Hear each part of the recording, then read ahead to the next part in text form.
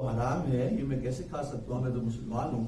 تو اس نے کہا کہ وہ جو تم فلاں مجلس کے اندر بیٹھ کے غیبت کرتے رہے تو اس وقت تمہیں خیال نہ آیا کہ تم کس چیز کے اندر مشغول ہو. تو وہ جو ہے میری پٹائی بھی کر رہا تھا اور جو سور کا گوشت کھانے کے اندر مجبور بھی کر رہا تھا.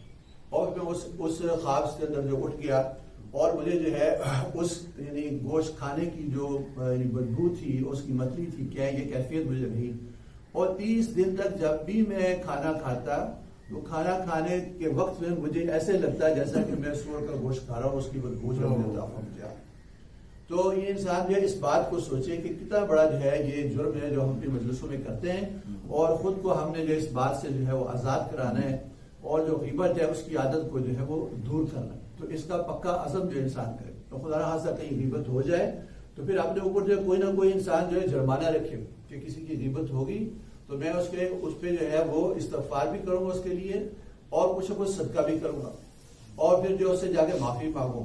تو اگر 2-4 دفعہ جو ہے جس شخص کی غیبت کی ہے اس سے آپ انسان معافی مانگے گا تو پھر آئندہ غیبت کرتے ہوئے سوچے گا کہ یار اس کے پاس مجھے شرمندہ ہونا پڑے گا تو میں کسی کی غیبت نہ کروں. اگر نفل پڑھنے ہوں گے، صدقہ کرنا ہوگا اپنے آپ کو سزا دینے کے طور سے، تو بھی انسان جو ہے وہ غیبت کرتے ہوئے جو ہے رکے گا اور کسی غیبت کرنے سے جو شرمائے گا. غیبت ہی کی طرح کی دوسری چیز جو ہے وہ چغلی ہے. غیبت کے اندر تو کسی کی برائی بیان کرنا ہوتا ہے اور چغلی کے اندر یہ نیت ہوتی ہے کہ چغلی جس کی آپ کر رہے ہیں اس کے خلاف جس کے پاس آپ چغلی کر رہے ہیں اس کو بھڑکانا ہوتا ہے تاکہ اس کے ساتھ وہ لڑے. اس کا مقصد فساد پھیلانا ہوتا ہے، لڑائی کرنا ہوتا ہے. جیسے آتا ہے کہ بھئی جادو جو ہے وہ ایک سال کے اندر جتنا نقصان کرتا ہے چغلی کرنے والا 1 گھنٹے کے اندر جو اتنا نقصان کرتا ہے. جیسے چغلی کرتا ہے، جھوٹ بولتا ہے، وہ 1 گھنٹے میں جو اتنا فساد اور اتنا نقصان کر جاتا ہے جیسا کہ جادو کرنے والا جادوگر ہے پورے سال کا نقصان کرتا ہے. کیونکہ جادو کا بھی اثر یہی ہوتا ہے کہ میاں بیوی کے اندر جو ہے وہ تفریق ڈال دی، لڑائی ڈال دی، یا اور جو ہے کوئی دوست جو ان کے اندر جو غلط فہمی جو پیدا کر دی. تو جو چغلی ہے اس میں بھی جو انسان چغلی کر رہا ہوتا ہے تو وہ اس کو بھڑکا رہا ہوتا ہے کہ دوسرے شخص کے ساتھ جا کے جو ہے وہ لڑے.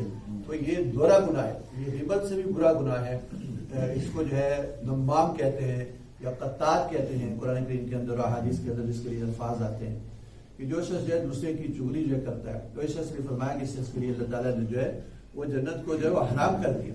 ایک دفعہ آپ سے جو تشریف میں جا رہے تھے تو 2 قبروں کے پاس جو آپ کا گزر ہوا تھا، آپ نے صحابہ سے فرمایا کہ 2 قبروں والے ہیں، ان کے اوپر جو ہے عذاب ہو رہا ہے. اور عذاب بھی کسی بڑے گناہ کی وجہ سے نہیں ہو رہا بلکہ ایسے گناہ کی وجہ سے ہو رہا ہے کہ جس سے وہ بچ سکتے تھے. اور فرمایا کہ ان کو جو عذاب ہے وہ 2 وجوہات سے ہو رہا ہے. ایک کو غیبت، ایک کو چغلی کرنے کی وجہ سے، اور ایک کو پیشاب کے جو قطرے ہیں ان سے نہ بچنے کی وجہ سے.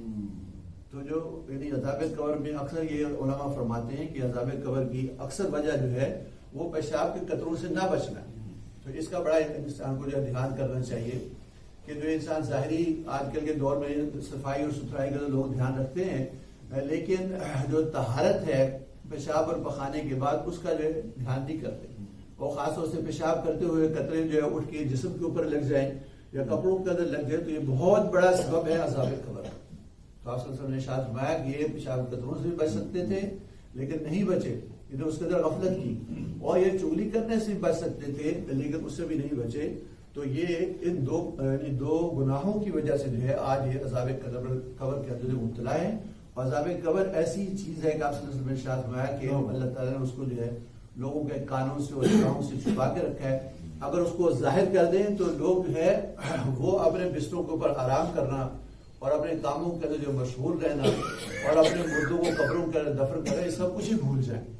لیکن اللہ تعالیٰ اپنے کرم سے جو ہے اپنی نعمت سے اس کو جو ہے لوگوں کے کانوں سے ان کی نگاہوں سے اس کو چھپا کے رکھا ہے. تو عذاب قبر کا عام طور سے جو وجہ ہوتی ہے وہ ایک تو چغلی ہے اور دوسرا پیشاب کے قطروں سے جو ہے احتیاط ہے.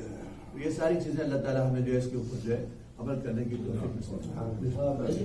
بہتان اور چغلی میں کوئی فرق ہے؟ کیونکہ قرآن مجید کی ایک آیت ہے مجھے وہ یاد نہیں اس وقت، اس میں بہتان ترجمے میں بہتان اور چغلی کے لیے الگ الگ لفظ استعمال کیا ہے. تو بہتان اور چغلی چغلی میں خاص بات یہ ہوتی ہے ڈاکٹر صاحب کہ اس پہ فساد پھیلانا مقصود ہوتا ہے. بہتان بعض اوقات یہ ہوتا ہے کہ آپ کسی کے اوپر جھوٹ باندھ رہے ہیں، اس کے اوپر الزام لگا رہے ہیں لیکن اس سے مقصود فساد نہیں ہوتا، اس کی جو ہے تحقیر کرنا، اس کی عزت میں کمی کرنا یہ مقصود ہوتا ہے. لیکن چغلی کی خاص بات یہ ہے کہ جب آپ چغلی لگاتے ہیں تو دوسرے کو بھڑکاتے ہیں فساد کے اوپر کہ وہ اس سے جا کے لڑائی کرے. تو جس کے اندر فساد کا عنصر جو ہے پایا جائے تو اس کے اندر چغلی کا تعریف اس میں ساتھ جاتا ہے. چغلی کے لیے نمی آپ نے بتایا تھا نمیمان چغلی کا نمام کہتے ہیں اور قطات کہتے ہیں. حدیث میں قطات کے الفاظ آتے ہیں اور قرآن کریم کے اندر جو ہے وہ نمام کہتے ہیں. نمیمان اور ایک صاحب کسی کو کوئی معاملہ ڈسکس کرنا ہوتا ہے رینڈم نہیں کرنا چاہیے. پہلے اگر کہنا یار یہ بات کرنی ہے میں نے آپ سے کب کریں تو وہ بھی سوچ لے وہ بھی سوچ لے کیا بات کرنی ہے. جی اگر رینڈم کرنا شروع کر دیں ہو سکتا ہے کہ بات غلط ہو جائے. جی چغلی ہوتا ہے. جی بالکل صحیح کہہ رہے ہیں تاکہ احتیاط ہو جائے. یہ احتیاط سب سے جب ہم ملتے ہیں تو یہ کہہ رہے ہیں السلام علیکم. وہ لمبی بات جو ہے نا وہ اس کے اندر کوئی نہ کوئی انسان کے اوپر کر جاتا ہے. ہم ساری کے نواز ہوئی تھی.